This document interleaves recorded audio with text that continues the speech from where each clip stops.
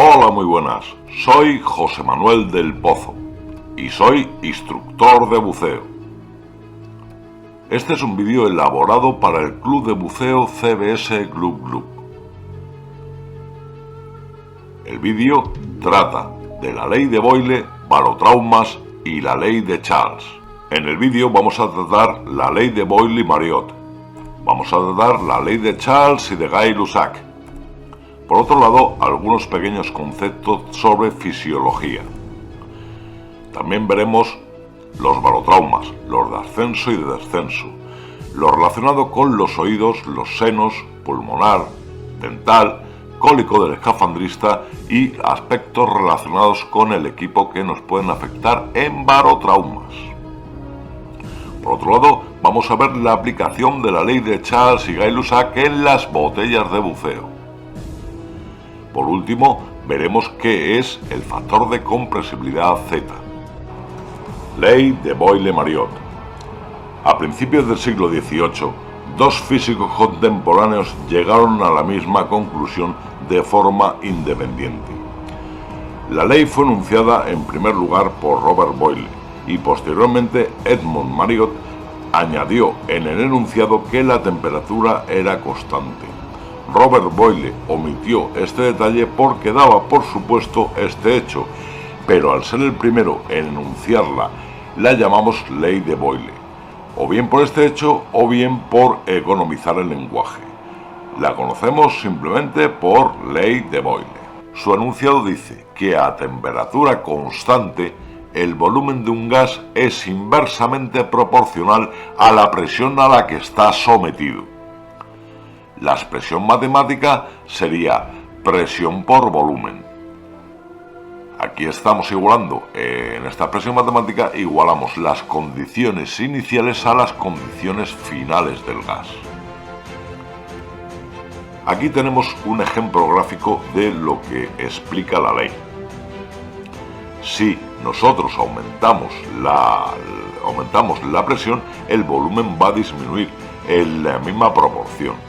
Si tenemos un volumen inicial, al aumentar la presión se reduce el volumen. Si lo que estamos haciendo es lo contrario, es decir, tenemos un volumen definido, cuando aumentamos o disminuimos la profundidad, es decir, disminuimos la presión, lo que va a ocurrir es que el volumen va a aumentar. Aquí tenemos un gráfico animado de la ley de Boyle. Como veis en el gráfico, la temperatura se mantiene constante. Sin embargo, la presión está aumentando. Al ir añadiendo peso, la presión interior del recipiente aumenta. Si os fijáis en la gráfica, al aumentar la presión, disminuye el volumen. Daros cuenta que esto es un eje de abscisas y ordenadas. La presión aumenta hacia la derecha y el volumen hacia arriba. Con lo cual, cuando descendemos, el volumen disminuye y la presión, cuando vamos avanzando en la línea de tiempo, también va a aumentar. Ley de Charles y de Gay-Lussac. Bien, Jacques Charles y Louis-Joseph Gay-Lussac hicieron un enunciado de la ley de los gases en la cual ya tenían en cuenta la temperatura. Ambos consideraban que la presión, uno de ellos, y el volumen, el otro, de los gases estaban relacionados directamente con los cambios de temperatura. Jacques Charles enunció que el volumen era directamente proporcional a la temperatura manteniendo la presión constante. Por su lado, Gay-Lussac lo que hizo fue que manteniendo el volumen constante, la presión era directamente proporcional a la temperatura. Es decir, que al aumentar la temperatura, aumentaría la presión. En este ejemplo gráfico, vemos cómo un recipiente con un volumen determinado, al calentarlo, lo que hace es que sin aumentar la presión, porque la presión la mantenemos constante, lo que está haciendo es aumentar el volumen. Es un ejemplo del enunciado de la ley de Charles. Por otro lado, el ejemplo gráfico de la ley de Gay-Lussac mantenemos el volumen constante y lo que hacemos es que calentamos el recipiente. Si os fijáis en la gráfica, en el dibujo, vemos cómo la temperatura es mayor en la silueta o en el dibujo de la derecha que en el de la izquierda. Sin embargo, también vemos cómo la presión es menor en el dibujo de la izquierda que en el de la derecha. Hemos aumentado la presión manteniendo un volumen y consecuentemente ha aumentado la presión. Aquí vemos nuevamente un ejemplo gráfico animado sobre la ley de Charles. Como vemos, al aumentar la temperatura estamos calentando el recipiente y al aumentar la temperatura lo que ocurre es que aumenta el volumen manteniendo una presión constante. La ley de Boyle-Mariotte, la de Charles y la de Gay-Lussac combinadas generamos la ley o se genera la ley general de los gases. La ley general de los gases pone en relación presión, volumen y temperatura. Bueno, y esto cuando estamos buceando, ¿qué ocurre? ¿Se cumple la ley de Boyle en el mar? No, para nada. En el mar la temperatura no es constante. La temperatura está dividida por diversas capas, con lo cual no se mantiene constante. En el mar tendríamos que aplicar la ley de Charles y de Gay-Lussac. Sin embargo, en el cuerpo humano, en el interior, sí permanece constante la ley de Boyle, la temperatura, con lo cual tenemos que aplicar la ley de Boyle. Daros cuenta que el cuerpo humano es prácticamente incompresible, ya que en su mayoría es líquido. Y el líquido, como sabemos, hay muchas dificultades para poder comprimirlo. Tenemos que someterlo a unas presiones muy elevadas. Y aún así, su reducción, el porcentaje de reducción es muy pequeño. Sin embargo, donde sí que nos va a afectar son los espacios aéreos. Un espacio aéreo que esté cerrado. Parte del equipo también se va a ver afectado. El chaleco, por ejemplo, le afecta la ley de Gay-Lussac, ya que la temperatura no es constante. Cuando ascendemos se va a aumentar el volumen, con lo cual vamos a ganar flotabilidad. Los trajes húmedos están construidos de petróleo con pequeñas burbujas de aire. Consecuentemente están también afectados con la ley de Charles y la de Gay-Lussac. Sin embargo, los trajes secos, como el que figura en la imagen, en el interior lo que contienen es aire. Ese aire está en contacto con el cuerpo, mantenemos una temperatura más o menos constante y lo que va a hacer el traje es que al comprimirse no va a hacer unos placajes, es decir, no va a hacer unos pequeños pellizcos. Las gafas también tienen, entre la máscara, el cristal de la máscara y la cara, también que hay un espacio aéreo que también está sometido a la ley de Boyle. A partir de aquí comenzamos con el capítulo de los barotraumas. Para explicar este capítulo necesitamos el hecho de poner ilustraciones que pueden dañar la sensibilidad de alguna persona que esté viendo el vídeo. Estas lesiones, recordar que se producen por realizar mal los procedimientos o bien simplemente por desconocimiento. Por ese motivo es importante para ilustrar todo el vídeo que lo veáis. El oído. En el espacio anatómico del oído tenemos la trompa Eustaquio que conecta la cavidad nasofaríngea con el oído medio. Lo hace a través de la trompa de Eustaquio. La trompa de Eustaquio tiene en la zona del oído medio tiene un pequeño estrechamiento que va a formar o va a generar un espacio aéreo cerrado.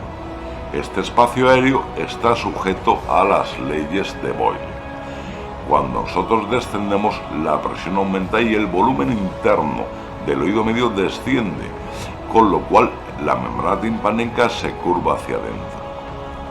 Si nosotros introducimos aire a través de la trompa de Eustaquio, el tímpano, la membrana timpánica, va a volver a su posición original. Cuando el tímpano se empieza a curvar hacia adentro, empezamos a tener sensación de taponamiento. Si se curva más, de dolor. Y si se curva más, soy un animal que lo voy a romper.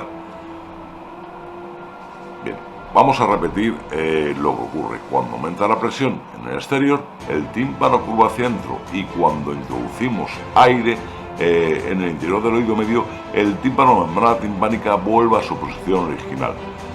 A esta maniobra se le llama ecualización o compensación. Hay diversas maniobras para poder ecualizar la presión. La maniobra de Valsalva, Tomby, Lowry, Edmonds, Frenzel y la maniobra de mandíbula. Estas maniobras las veremos en un vídeo aparte porque requieren de una pequeña técnica.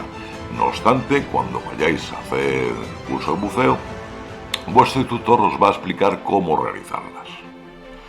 También podemos combinar varias maniobras con el fin de facilitar la ecualización de presiones y en consecuencia de la presión, de la membrana timpánica que esté en su lugar. Barotraumas de descenso. Estamos hablando del oído. Es decir, si no realizamos las cosas como tenemos que hacerlas, nos podemos hacer daño en el oído. Daros cuenta que para yo tener una lesión de oído, primero me tiene que doler y después tengo que seguir bajando. Consecuentemente, bueno, pues si me duele, paro. Aquí, como veis, tenemos unas imágenes de roturas de tímpano. Este es un barotrauma que está definido como un barotrauma de descenso, ya que se produce cuando descendemos y por no haber realizado la maniobra de compensación. Barotrauma de ascenso. El órgano del equilibrio está situado en el laberinto. El laberinto ya pertenece al oído interno y está situado dentro del hueso temporal. En el laberinto salen unos canales semicirculares que son los encargados de tener los receptores para el equilibrio. Si se ocasiona una diferencia de presión entre ambos oídos, lo que va a ocurrir es que vamos a tener lo que denominamos vértigo alternovárico. Este vértigo también se puede producir por una diferencia térmica. Una diferencia térmica producida, por ejemplo, por una rotura de tímpano. Este barotrauma se suele producir sobre todo durante el ascenso. Los senos. ¿Qué son los senos? Los senos son unas cavidades que tenemos en el cráneo. Es unas cavidades, unos huecos en el cráneo para aligerarle. Daros cuenta que si nuestro cráneo fuera macizo, nos costaría un montón moverlo, ya que tendría mucho peso. Esos huecos están tapizados de un tejido epitelial y tiene un pequeño conducto que van conectados a lo que es todo la nariz y la parte nasofaringeal. Barotrauma se podría producir porque si ese conducto que une el seno con la faringe, en este caso suele ser la nasofaringe, si está taponado por algún pólipo o algún tapón mucoso, simplemente va a obstruirlo y va a impedir que entre aire. Cuando nosotros iniciamos el descenso, el aire del interior del seno se va a comprimir. Al comprimirse, ¿qué va a pasar? Pues que va a tirar del tejido epitelial y al final acabará rompiéndolo y se va a llenar de sangre.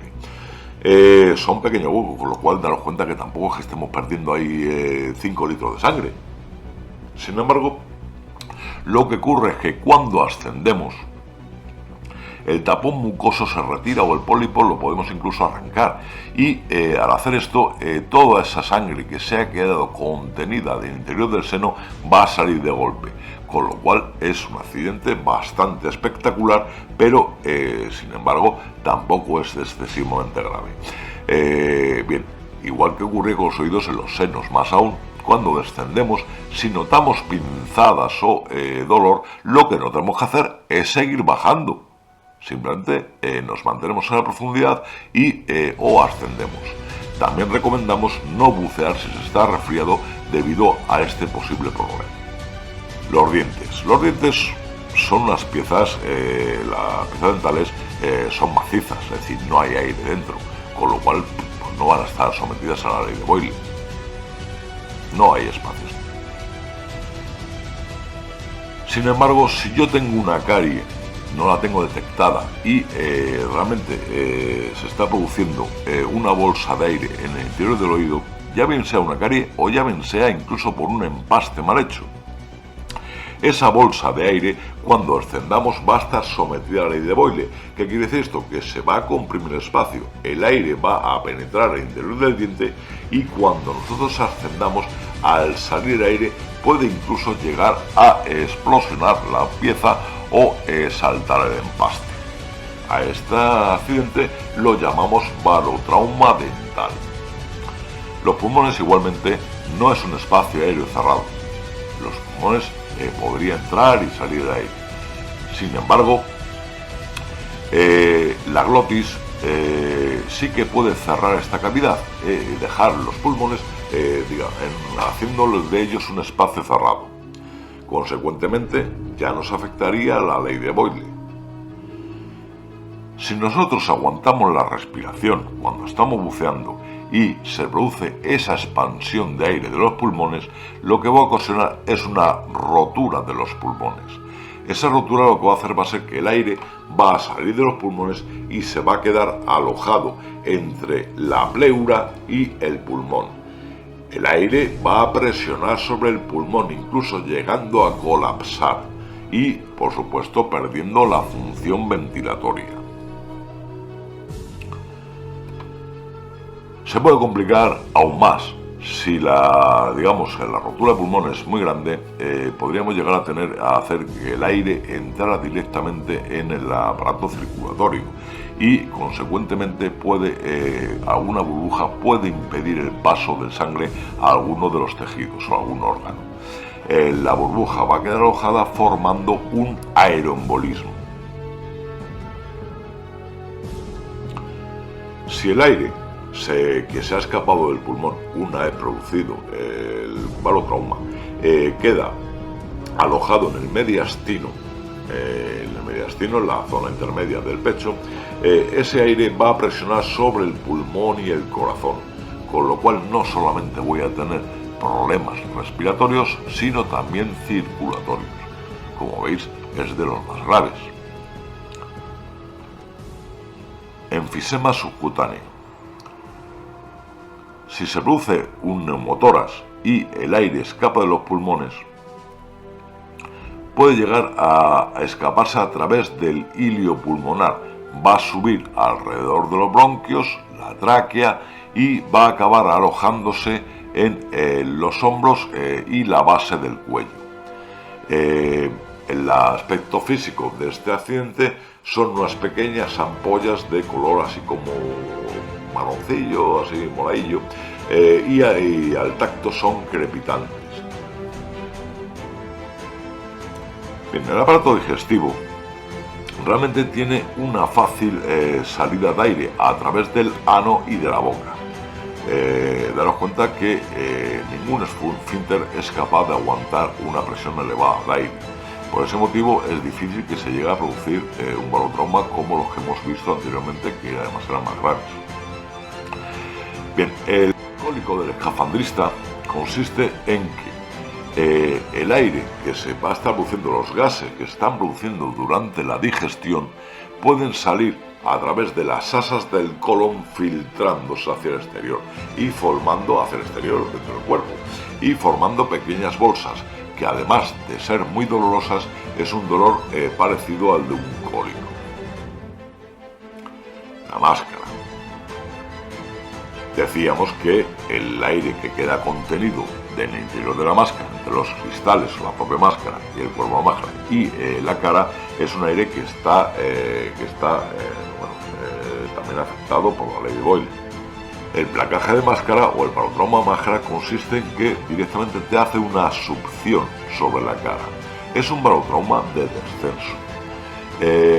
Antes estos accidentes, me refiero hace años, eran mucho más frecuentes, ya que las gafas eran de goma o plásticos, consecuentemente no tenían apenas elasticidad y toda la elasticidad la hacía a través de esa succión. Sin embargo, actualmente las gafas de silicona permiten o absorben parte de esa compresión. No obstante, cuando nosotros estamos descendiendo, tenemos que dejar exhalar algo de aire a través de la nariz, con el fin de compensar esa situación. Placaje de traje. Este tipo de barotraumas se producen en trajes secos. Mirad, un traje seco no funciona, es decir, no se mete agua dentro, por lo cual queda un espacio aéreo. Ese espacio aéreo debido a la ley de Boyle, se puede comprimir. Cuando se comprime, el traje, al ser rígido, lo que hace es que te hace pequeños pellizcos, haciéndote moratones y demás. También es un barotrauma de descenso. Ahora vamos a ver un ejemplo de la ley de Gay-Lussac, la ley de Charles y la ley de Gay-Lussac. Si yo tengo una botella, tiene un volumen constante, si yo la caliento, la presión va a aumentar y cuando se enfría desciende. ¿Veis? Yo cojo una botella, la enfrío su aire y va a bajar la presión. Esto es lo típico que podéis ir a un centro de buceo y cuando recogéis la botella la tenéis cargada a 200 bares. Sin embargo, cuando la metéis al agua, debido a la diferencia de temperatura, va a bajar la presión y te la puedes encontrar perfectamente pues a 180 bares. No es que se haya escapado el aire, sino que directamente se ha enfriado y ha disminuido la presión. Pero el peligro está en que tenemos que tener mucho cuidado en el almacenamiento y traslado de las botellas. Hay que vigilar la temperatura. Es muy peligroso llevar las botellas en los maleteros de los coches. En el maletero del coche la temperatura que se alcanza es muy elevada, consecuentemente puede llegar incluso a reventar la botella. Vamos a calcular el volumen de aire que hay en una botella una vez cargada. Las botellas se miden su capacidad por el volumen de agua que les entra en su interior. Para saber cuántos litros tienen después de haberla cargado, es decir, cuando ya está a presión, lo que tenemos que hacer es una simple regla de 3. En la regla de 3 pondríamos que una atmósfera, es decir, la capacidad que tendría en agua, son los litros que tiene la botella. Es una botella de 12, de 15, 18 litros. Bien, si ahora en esa regla de 3 yo pongo una presión de 10 atmósferas, va a haber X litros. Si veis la tabla que he puesto ahí a continuación, una botella de 10 litros a una presión de 200 bares va a contener 2000 litros de aire. Una botella de 12 litros a 200 bares, 2400. Y una de 15 litros va a contener 3000 litros. Pero, ¿esto es verdad? Cuando nosotros comprimimos un gas, las moléculas chocan e interactúan más entre ellas, e incluso no solamente entre ellas, sino con las paredes del recipiente que las contiene. Esto va a hacer que contra más comprimamos, más se calientan y más resistencia van a tener a la compresión. Si no existiera esa relación, el factor de compresión sería 1:1, es decir, que 10 bares serían 10 kilos, una botella de 10 litros. Esta variación de relación sería una relación para los gases ideales. Los gases reales va a depender de la naturaleza de los gases que componen esa mezcla y de la temperatura. A esta relación la llamamos factor Z. En esta gráfica vemos el factor de compresibilidad para el aire. En la fila de arriba superior tenemos la presión ambiente y en la columna de la izquierda, toda esta columna, lo que tenemos la temperatura, pero está expresada en grados Kelvin. Repito, tenemos en la fila superior tenemos la presión en bares y en la columna de aquí de la izquierda lo que tenemos es la temperatura en grados Kelvin. Os recuerdo que un grado Kelvin son 273 grados centígrados. Pues vamos a hacer el cálculo. Si yo tengo una botella cargada a 200 bares a una temperatura de 26,8, es decir, de 300 grados Kelvin, vamos a tener un factor de compresibilidad de 1,0326. Este factor de corrección lo tendremos que aplicar al cálculo siguiente. Calculamos el volumen real que se va a tener una botella de 12 litros, cargada a 200 bares. Si fuera un gas ideal nos daría 2.400 litros. Aplicando la corrección del factor de compresibilidad, tendríamos que los 12 litros por 200 bares dividido por el factor de compresibilidad, que como veíamos en la tabla primera de ejemplo de diapositiva anterior, sería 1,0326. El resultado sería 2.324 litros. ¿Qué quiere decir esto? Que 76 litros de aire han desaparecido. Bien, esto lo tendríamos en cuenta siempre y cuando, pues bueno, estamos efectuando a lo mejor cargas a 300 bares, que ya se nota un poquito más el factor de compresibilidad y ya nos puede afectar mucho al cálculo de consumo de aire. Durante el vídeo hemos visto la ley de Boyle y Boyle-Marriott. Hemos visto la ley de Charles y Gay-Lussac, cómo nos afectaba al equipo y demás. Hemos visto algo de fisiología, es decir, el tema de los pulmones, los oídos, cómo estaban hechos y los barotraumas relacionados con esta ley. Barotraumas de ascenso y de descenso.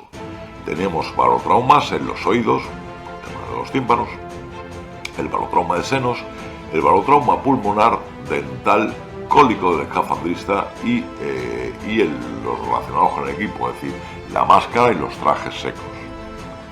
Por otro lado, hemos visto la aplicación de la ley de Charles Gay-Lussac y su relación con las botellas, lo peligroso que es llevar una botella en el maletero de un coche.